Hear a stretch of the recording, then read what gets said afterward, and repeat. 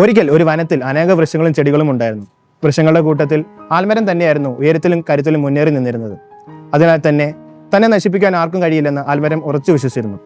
ഇങ്ങനെ മറ്റുള്ള ചെടികളെയും വൃക്ഷങ്ങളെയും ആൽമരം വളരെ പുച്ഛത്തോടും നിസ്സാരമായും കണ്ടുവന്നു.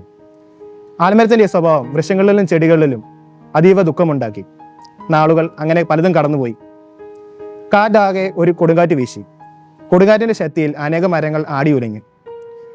കൊടുങ്കാറ്റിന്റെ ശക്തി താങ്ങാനാവാത്ത ആൽമരം ഒരു പറ്റം മുൾച്ചെടികൾക്കിടയിലേക്ക് വേരറ്റ് വീണപ്പെട്ടു.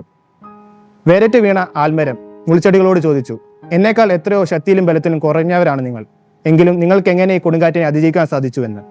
അപ്പോൾ മുൾച്ചെടികൾ ആൽമരത്തിനോട് പറഞ്ഞു, നിന്റെ കഴിവിലും ശക്തിയിലുമുള്ള അഹങ്കാരമാണ് നിന്നെ വീഴ്ത്തിയത്. എന്നാൽ ഞങ്ങളോ ഒരു ചെറു കാറ്റ് വീഴുമ്പോൾ തന്നെ ഞങ്ങൾ തല താഴ്ത്തി കൊടുക്കുന്നു. അങ്ങനെ ഞങ്ങൾ കാറ്റിനെ അതിജീവിക്കുന്നു. ഇത് തന്നെയാണ് കർത്താവായ യേശുക്രിസ്തു നമ്മളോട് പറയുന്നത്. വിശുദ്ധ ലൂക്കോസിന്റെ സുവിശേഷം 22-ാം അധ്യായം മുതൽ 26-ാം അധ്യായം വരെ പറയുന്നത്, നിങ്ങളിൽ നായകന്മാർ ശുശ്രൂഷകരെ പോലെ, നിങ്ങളിൽ വലിയവർ ഇളയവരെ പോലെയും ആയിരിക്കുവിൻ. സ്വയം ഉയർത്തുന്നവൻ താഴ്ത്തപ്പെടും, എന്നാൽ സ്വയം താഴ്ത്തുന്നവനോ ബഹുമാനിക്കപ്പെടും.